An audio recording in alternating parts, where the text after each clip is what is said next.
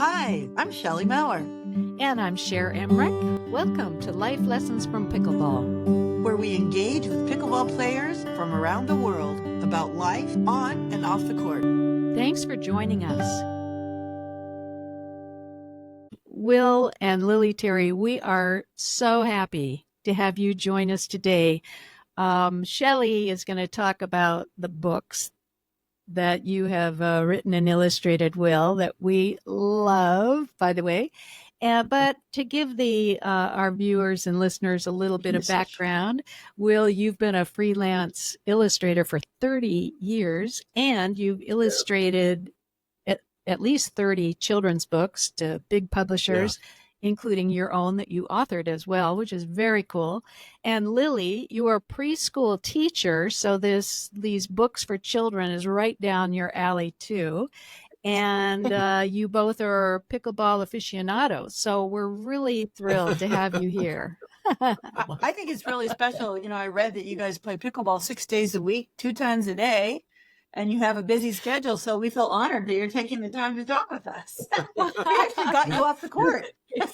It's funny because pickleball time is sacred, isn't it? It is. It is. And like sometimes when people ask us to dinner, we're like, can we do it? Can we meet at 4? Because you're in Arizona, so you need to play late in the evening or something. Or early in the morning. Early in the morning, yeah. Either way. Yep. Yeah. So cool. So tell us how you guys started playing pickleball. Go ahead. Do you want to? Oh, sure. How we started playing pickleball. Well, we came here to Arizona, and we live in a retirement community, and so there's so much to do. And so we my uncle played tennis at the time, and so we jumped in playing tennis, and that was pretty amazing for a while. And then as the season, as the snowbirds were heading out, then the numbers got leaner and leaner, and so there was a thriving pickleball group that still were keeping it together there in the summer as it was getting hotter and hotter and people were leaving. And so we had a couple of friends actually who introduced us, and we started off just playing just the 4 of us with them. And then we decided we should do some drilling and stuff like that, kind of figure out how to play. And so we went to the courts when everybody else was playing. And oh no, they were not going to let us drill. They were like, get in here. We need the numbers. Put your paddle up. You're in here. It's go time. So yeah, we were going to try to figure it out, like, because we played with these other couple, and they didn't really know what they were doing. They were new as well. And I came from racquetball, so I had played racquetball for 35 years. Yeah. And I knew that we didn't know what we were doing, We're learning. So we bought 100 balls Mhm. on Amazon, and I was just going to be the ball machine. And then these guys were like, no, put your paddle up and jump in. And we were like, no, really, it's okay. We're really that bad. Like, and they're like, no, get in there. And so we ended up playing with them, and then they realized how bad we were. And they were like, go drill, go figure it out, and then come back. But because I had hit a lot, I had my hand-eye coordination. Lily hadn't played really much of a hitting sport, so that's what we spent our time doing with those balls. Was I would picture all kinds of different balls, high, low, medium, dinks, drives, whatever. Yeah. And her job was just to get comfortable hitting the ball. And Will has a wicked spin. So, what's really amazing about that is because I drilled with him and learned with him, the spins just don't scare me. So that was... It's like she's Teflon. That's really good. I was trying to imagine what it looked like with you on the court with all those balls and your shovel. Oh, yeah. Yeah. Yeah. Did we tell you about that? Dustpan. No, The I read dustpan. about it. Oh yeah, we had the Great big dustpan. Well, in the room. we saw this the ball picker upper thing that was like $100, and I was like, there's got to be a better way, a cheaper way. And so I looked on YouTube, and so we said, yeah, just get the dustpan that's on the pole and a broom, and they would make fun of us. We'd be back there. They're like, go clean up your balls now. Clean up the court. That's right. And but that experience, that was the first year, and we both learned a lot that year, and then then the addiction kicks in pretty quick. Yeah. How Yeah. is it as a couple playing together? There's ups and downs. No, and I feel we like never there's had phases. any problem at Wow. Oh yeah, it's just complete bliss Lily, on all the court complete at all bliss. times. But he tries to explain all the shots that I'm supposed to hit all the time, and that's annoying.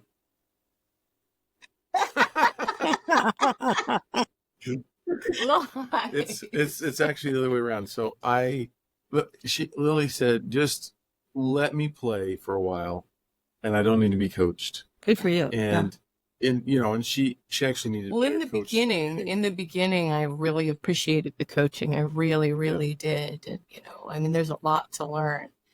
So, and there's a lot of things that in the beginning you think, and you don't. So We have rules just as far as playing as a couple.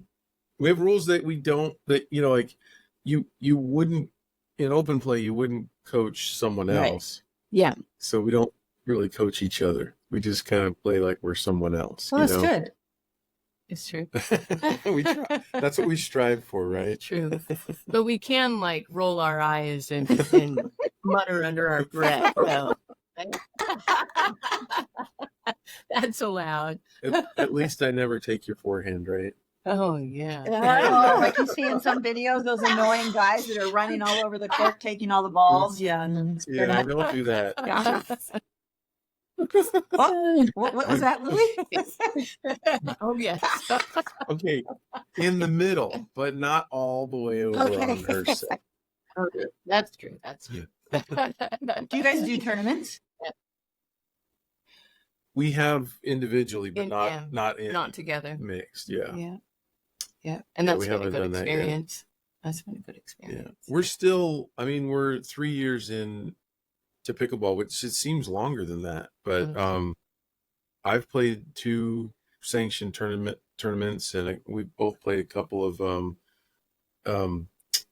in-house tournaments where we have we play against another retirement community and stuff. And The Apple League. yeah, and then the Apple League, we played in that. Yeah. So yeah, It's a different experience. No. It's fun. Yeah. we might do mixed. We don't know. Yeah. Yeah. We shall see. How do you deal with pressure when you're on the court and playing together? How do you deal with the pressure of it? The pressure of, one thing, the pressure of knowing that people are watching you, because we play at night, we have a really good night group. And so there's often people that are off on the sidelines and, playing in tournaments and stuff like that. One of the things that helped me was to go, you know what, wait a minute. Somebody's always watching me. So I just kind of changed my focus where it's well, how is this different? There's more. Yes. And, there's pressure of needing to do well, but I feel like I've always done that. I've always wanted to, to do well. So I'm well, how is this any different? So personally, that's what's helped me a lot for the pressure. I think we're both realistic about we know everybody in our community that plays. And so when we walk in, it's either we're probably going to get beat, or we should beat the other two. And so sometimes I'll say, on paper, we should win this, Yeah. which adds a little level of pressure. But at the same time, it's if we just play our game, if we play our game, watch the ball, hit the right shots at the right time for the situation, we should win. But it's not everything, it's not, we don't put everything on winning. I really just want to play good. I don't want to miss shots that I know I can hit. And I think you're the same. And Lily's actually I think because of my racket experience in racquetball, I started higher in pickleball, but she's coming right up there. And so everybody's making comments. They don't make comments to me wow, Will, you're playing good. They do with her. They're she is a different person from year to year. And just last night, Chris and Susie saw her play, and they told me it's she's a completely different player now. So we, in the beginning, we couldn't play that well together because it was really lopsided. If there were two even people with me, then they would pick on her, which, you know, I mean, that's the That's what thing they in do. pickleball. Yeah. But now I think they hit shots to us equally a lot of times Oh, yeah. now. Yeah. Yeah, they hit them to you now. Yeah. Congratulations, Lily. Yeah. Thank you. So Thank have you taken that confidence that you've got on the pickleball court into life? Oh my goodness, yes. Yes. Oh my goodness, yes. Actually, you know, because I never had a sport really very much before pickleball. Played a little bit of softball, you know, and did well, but wasn't really competitive. But I'm telling you, pickleball has really given me an experience to realize just how, I love to say it, how strong I am and how capable I am physically. And I never knew that. I never knew that before. So having something that gives you a chance to channel that is huge. Mhm. And then it just goes out into everything else. Where it's like, if my abilities are you know, beyond my set, you know, in my mind limitations, now how, you know, how much more does this, you know, go into my life? And I found that is definitely true. Definitely true. It's mind blowing and life altering. So it's been really good for me in that way. Definitely. Yeah, we Yeah. we want to feel like we fit in, right? We don't want to be at the bottom of anything, and we want our peer group to feel like we want to feel like they want us there, right? I Yeah. mean, like that's really, and that's happened. And you know, in our That piece too, where it's like, you know, feeling like you belong with other people too, but feeling like you belong, you know, yourself, and having that confidence Yeah. in yourself is huge. And then of course that goes into what you're talking about, where you feel that value with other people Yeah. too. Definitely. and we see the new people coming in, you know, in where we were, you know, like they're unsure, like, are we allowed to play here? Oh no, I'm just I play at the lower chords usually, and I'm just here watching right now. And it's kind of interesting just to see in 3 short years how we're right in the middle of our group and welcome to play. And yeah. Yeah. You know, it kind of sounds like we're talking about a children's book I read recently. You know, it kind of does. I'm kind of seeing where the story is coming from, right? But Truly, Yeah. truly, I really identify with pickleball, Paul, Yeah. you know, in the, I know. yeah. But before we start talking about pickleball talks, I love these books. I'd like to talk about one thing that I just love that I read before we talk about your art degree is you had a quote that really resonated with me because you struggled in school. And you said, you know, Mhm. I was bad at math and English and science. And then you realized it wasn't you, it was the school. And I love Yeah. this quote. And your quote is, it's criminal that our antiquated public school system sifts children for auditory learners while discarding kinesthetic and visual learners. And that really resonated with me because I started a school 25 years ago. And the purpose of that was to really get to know each child and to know their learning styles and help them identify their learning styles so they'd be successful in life. Awesome. Wow. And when I read that, you know, I just really got chills, and I just think that's so important. So talk a little bit about that before we get into all the incredible things you've done with your art. Yeah, you know, came out of high school broken, but didn't know I was broken. You know, sometimes you don't really know you're broken.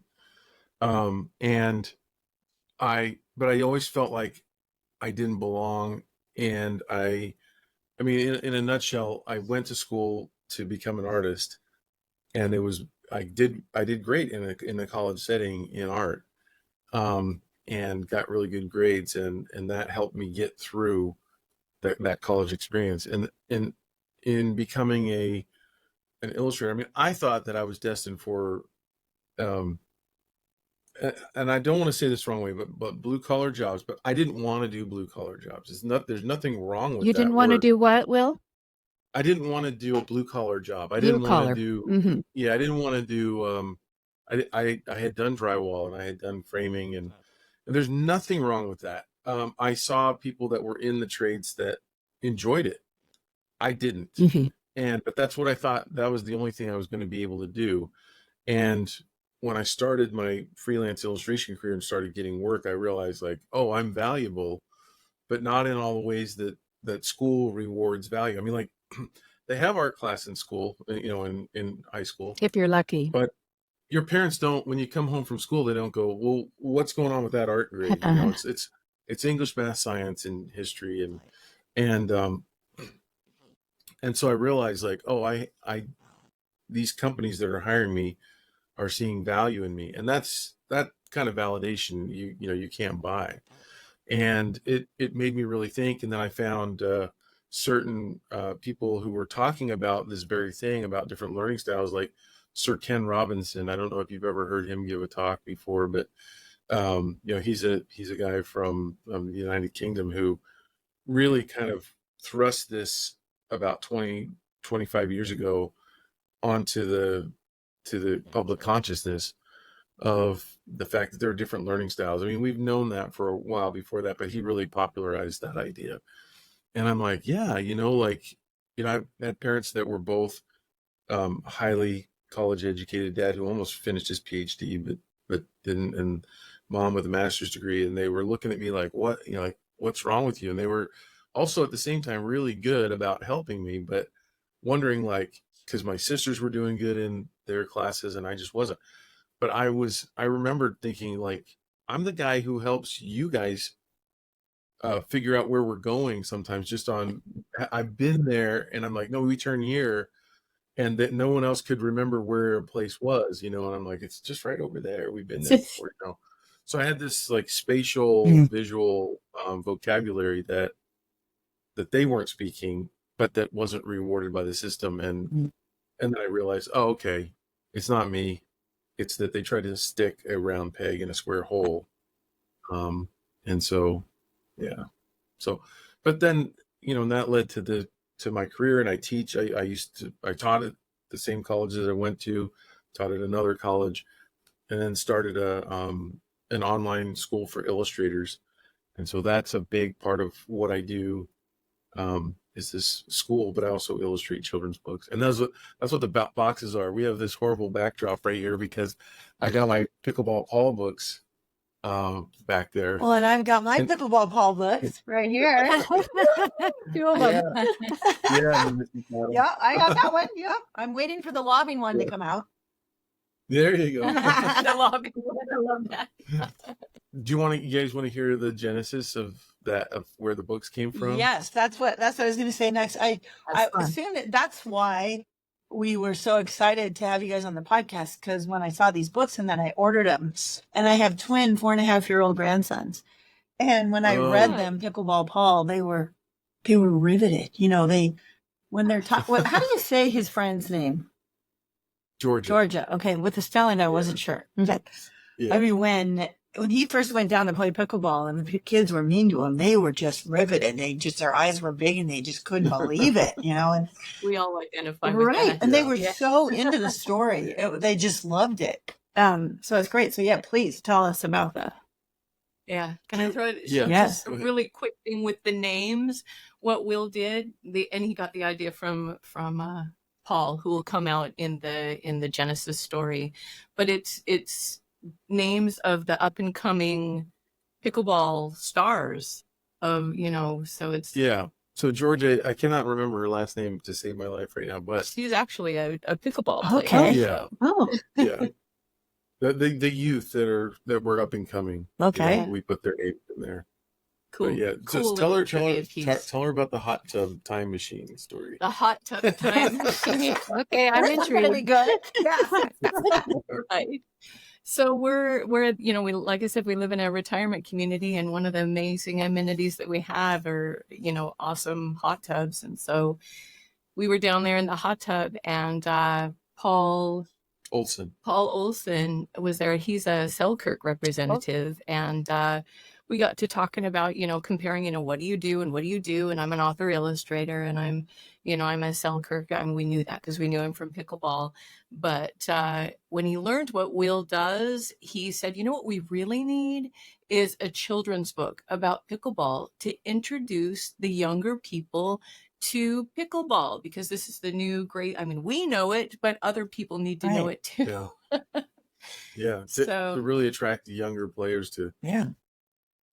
know Yeah. about it and to embrace it. Yeah. yeah. So So Will like came home, and it was like within the next week or two that Yeah. you had the skeleton of the story, and maybe it even started on some of the Yeah. possible sketches and stuff like that. And so yeah, he just really just leaned into really it, and then I'd yeah throw ideas championed the to idea. Lily and say, "What do you think about this?" And what if this happens? And the first book really is the hero's journey. That if you if in writing, you have it's like the classic hero story that we all are familiar with is the J.R. Tolkien, the Lord of the Rings, where you have the hero, which is usually reluctant, usually has some strikes against him. In the case of Pickleball Paul, he's young and small, so they have some challenges that they have to overcome.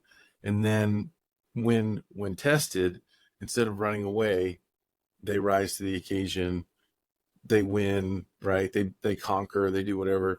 And then at the end, they kind of review. We don't, in a children's book, you don't have time to go through the Right. whole But it's that hard work and that practice and that dedication that'll bring out that's the a results. that's a good point. It's not that they just have the ability. They have to do something heroic to work on getting the ability, and then they fight the monster at the end. In this case, it was the big kids, right? The mean big kids. Yeah. And it's so funny because even though we're in a 55 plus and we're the younger ones in this group, nothing has really changed since when we were in junior high or high school. Like, there's still the pecking order. There's still the people that feel like they're not good enough. There's still, the people that wish they could get a little better so they could play. The people that are, being in our group, you have to kind of apply to move to the next group. And I've had people come to me and go, "Hey, I'm hoping you can put in a good word for me, to get me into this higher group. I'll try really hard. If you don't think that I belong there, feel free to say that I don't. But I'm really, hoping to get in that group." And I'm like, this is no different than high school. We just have more money and more aches and pains, right? And then you just need to give them a Pickleball Paul book, and they can read that. They just need to go drill, drill, drill, work on their shots, right? Good work. It's true. That's a great I mean, idea. it's so good for kids, but I mean, like when we were talking before, it applies to the adults too, right? In our pickleball journey. Oh, exactly. definitely. It's true. We've had a lot of people come up to us and go, "I'm Pickleball Paul." That's true. It's true. Yeah. That is a great story. I love that. Yeah. Both of them. And Both it's- And books the are great. illustrations are beautiful. Oh, my gosh, man, I love they your are illustrations. adorable. They're so Thank great. you. Yeah. Adorable. Yeah. They're- It's kind of funny that the genesis of the idea came from a guy named Paul, and Yeah. when Will was first considering what name. Do you remember what the name was that you first were going to do? I don't. It was Pickleball Pete. Yeah. Pete, Oh, yeah. okay. And what came to my mind, Pickleball Pete, is I remember the firework called Piccolo Pete. Piccolo. Oh. Yeah. And I'm like, what about Pickleball Paul and the fact that it was Paul that had the idea? That was just like, that was a fun And there little aren't any coincidence. names that rhyme with ball. That go well. Oh yeah. yeah. Yeah. Well, or have the alliteration. Yeah. Too, because I think that's what Yeah. we're looking for, is the alliteration. Yep. So it had to be Paul. Had you Yeah. written any other books before these two? I wrote a couple story apps, and I did write a couple of ebooks. And so this is kind of, and I almost had a book sold to Scholastic, but then they backed out at the last minute. So I've been there, That happened. but illustrated for Scholastic many times, and also, Penguin Random House and Well- HarperCollins. These are really beautifully written. yeah, the that's a big- stories are terrific, and the artwork is extraordinary. So, yeah, congratulations. They would be great books for school libraries. Yeah, in fact, we've been doing school visits here in the Phoenix area. We put out feelers and got quite a good response, and actually have a school visit next week where I go in and do an assembly at the school and talk to the kids about what it's like to be an illustrator. And we talk about stories and reading and what it's like to create a children's book like that. And I kind of go through in my presentation the whole thing, and then we do drawing lessons and stuff like that. And and then they buy books, and so it's kind of a win-win. Yeah. Yeah. I wish I'd had you as my teacher. I freeze at the idea of drawing anything. And I even noticed on your website, you on this, it's your school website. What the name of your school? Just a second. The SVS Learn. Yeah, School of Visual Storytelling. And I mean, the curriculum looks extraordinary. And now is this also with Jake and Lee? Are they a part of the school? Okay. And one of the illustrations that you teach about is when you start using math. And that's when it totally freaks me out, when you're measuring the angles and all this. I thought, like, wait, no way could I even do that. But that online school looks really terrific. It's fun. It's all three of us used to teach at university art programs, and it's kind of a wave of the future. Like, instead of having to live in the location of the school that you're going to go to and get up at a certain time on a certain day, you can do it whenever you want. I mean, you can do it in your pajamas, and it's a fraction of the price, and you can do it anywhere in the world. So it's a subscription, and so we have students all over the world, and then we do other premium classes and stuff for them too. But my business partners, Jake and Lee, we get together every now and then, and when we do, we have a feats of strength kind of a competition. So it's part meetings, meetings all day, but then we'll do you get to choose 2 sports that you're good at, and so if you win, you get 3 points. If you come in second, you get 2, and if you lose, you get 0. So, and then we add up all the points, So I picked pickleball as one of my, and racquetball, and it was fun watching them because they're very athletic. But if you don't play pickleball, right, and so it was so fun to do to them what was done to me when I was rocking the court. I was hitting them, corner shots up the middle, third shots to their backhand. They see that ball coming over so soft and mellow, and then they reach in and hit it, and they're in the kitchen. I'm like, I'm sorry, you can't do that. Right in the net. Oh, wow. Yeah. I saw some of your podcasts too that you three do together, and I loved the friendship that you two show on your show, and how casual you are. And Shelley and I are just starting this whole series of life lessons from pickleball, and so we're kind of careful about, you don't want to look away from the camera, and you want to have everything. And I love that you guys are I'm looking over here, I'm looking there, and it's engaging. It's totally engaging. And then after you answer questions that people send in about illustration, and then you guys just kind of chat, and you talk about what's going on in your lives and the accidents you've had on bikes. And it's funny because we've done it for we've had this school for a little over 10 years, and we've been doing it so long that we're so comfortable together. And that's actually one of the reasons why people follow us, is they say, well, it's not a stuffy podcast. It's like I'm hanging out with you guys. So we kind of have leaned into that, and every now and then we'll get someone going on the YouTube. They'll say the meat of it actually starts at 11 minutes. Other than that, it's like if you want to skip to this, they're just screwing around. And other people are like, yeah, we like it, and we send out surveys every now and then, and people are like, no, I look forward to the whole time because I'm just drawing and hanging out with you guys. That's how I felt too. It was really fun. Yeah.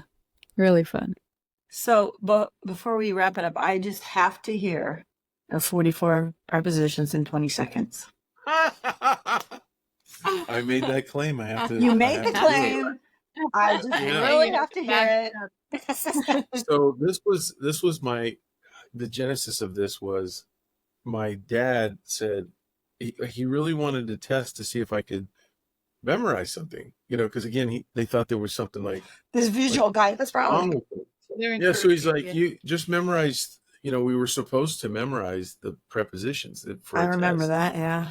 You remember that? It was Having to like do eighth that. grade Yeah. or Something. seventh Yeah. grade or something. And so he's like, I think you can do this. And what you do is you start with 5 words and you just keep saying them over and over, and then you're going to add 5 more. And I didn't think I could do it, but he's like, it was like a month away. And so every day he's drilling me. He's like, what are the first 5 words? And I'd get those, and I'd get 10. Eventually it locked in there, and then it became a stupid human trick, right? Which is embarrassing. Are you ready? Right. Yes. Okay.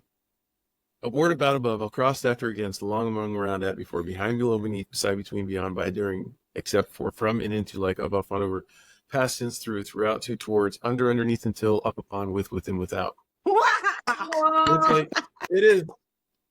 There's a channel in my brain that's just tattooed with that, and I can't get rid of it. Are you happy, Dad? Yeah. Oh, that's super impressive. It actually worked against me, because once I did that, he was like, well, you can apply yourself and you can get A's in everything. And I'm like, oh no. Oh no. Oh no. Bar. No, Yeah. once is enough. Yeah. Oh, Awesome. wow. This has really been so much fun to talk with you two. We were thrilled that you were able to take time out of your pickleball games to come and chat with us. And we love the work that you're doing. Thank you, Lily, for being a preschool teacher. Talk about one of the most important jobs on this planet Oh, that yeah. should be the highest paid position. And maybe we can work toward that. And Will, your illustrations and your writing they're just terrific, and we love that the two of you are so happy together and that you play on the court and play off the court. But before we really close up, are there some life lessons either that you've learned in life that you've taken onto the court, or lessons that you learned on the court that you've taken into life? We've touched a little bit on some of those. I have one. Do you want me to go first? Yes. While you're thinking? Yes. I know perfect. you. So everyone wants to win. Everyone wants to be validated, and everybody wants to do well. And not in every game there is winner and loser, right? And that's what we're part of our faith in Christ is the charity and the being charitable, and so I try to go down with that attitude. It doesn't always happen. There's certain people that get under your skin where you really want to beat them. But I mean, I try to keep that in mind, that I'm not just going down there for myself. I'm going down there to be a part of a group, and the group feelings matter a lot. How everybody, I don't want people to speak negative of me behind my back. I don't want to be one of those guys that is known for being a poor sport. So I really try to emulate a lot of the guys and gals that I've come to know down there, and really try to let things roll off, even though you want to win and you're so close, and you're at 10-6 and now you're at 10-7 and you can't get that last point. Now it's 10-8 and you feel like you're going to lose the game, and it's 10-9. And sometimes you do lose and you can't get that last point. That you don't make people feel bad. Nice. Right. Whatever even if it is their fault, then that's all right. You It be your fault sometime too. It's true. Yeah. It's true. And then the thing that I'm actually working on right now works really well with what you were talking about, where taking care of other people's feelings and being charitable is also taking that to yourself too. Because sometimes, in checking myself as, what are my thoughts? What am I thinking about other people, about myself? And giving grace to yourself and encouraging yourself and encouraging others too. It's so, so valuable. Yeah. And just putting this in there, this is my favorite self-coach, is watch the ball and trust your body. Oh. It's huge. Oh. It's huge, because if you drill and if you work, then your body knows what to do. Trust yourself. Watch the ball. Trust your body. Don't overthink it. Just let it flow. I love that. I love that, because I had the worst time today. I played with someone that was really good, and I was so excited to maybe I'll get to play at their level. Maybe they'll want to play with me again if I do really good today, right? Like you were Yeah, talking about when yep. people come to Yeah. you and say, "Do you think we can play with that group?" And I got so in my head, I played so bad. It was embarrassing. And it's like Oh. you said, Get because it. I was just I so get in my head. And if I would have been saying what you Yeah. just said, trust my body, just trust my body, because I know this, I got this. Yeah. I love that. I do Thank too. you. I'm glad to share. Glad to share. I have to throw Lily a compliment that she's probably one of the most positive people on the court. So like even if she's messing up, she coaches herself to get right back in it, and she doesn't get down and doesn't let that, like that's I think what you're saying, give grace to yourself. Yeah. You like give yourself a pass to mess up, and then the next point starts fresh again, and Yeah. she's really good at doing that. This is where the short memory is really good. Short memory pickleball. The last play, all we have is right now. Yeah. Right now, this moment, this play, But you- this serve, this return, whatever, you know. But you do have Right to now. remember the score. Oh, no, let somebody else remember that. Yeah. Oh, those are And being perfect. in a retirement community, that is a challenge. Yeah. A lot of people cannot remember the score. Yeah. There's fights about it sometimes. Somebody had a bracelet one time where it showed, you know, like whose serve it is and what the score is. And I got to get me one of those. Oh. Yeah, when we started our lessons, that they were having us do that, and then I forgot all about that bracelet idea. But actually, that would come in handy because we even can forget who served. Right. Was Right. that Oh my my God. serve that we just, or was Yeah. that? It's Right. hilarious. And then we just, Oh, oh well. the conversations are so funny. And then it ends with, I don't care. I don't Exactly. care. Whatever. You guys do." Okay. But. Oh gosh. Well, you two are just adorable, and we are so glad that you were able to be a part of this show. Thank you. Thank you for the work you're doing to make this world a better place, and for being great ambassadors of pickleball. And we thank you so much. You're welcome. Thank Thanks for you. having us on. Yay. Thank you. Thank you. Thank you.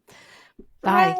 And goodbye to All right. everybody who's listening and watching. Thank you so much. And we look forward to our conversation next week. Bye-bye. If you love what we're doing, please follow us on Facebook, Instagram, YouTube, and wherever you get your podcasts. And we'd love a 5-star rating. Thanks so much.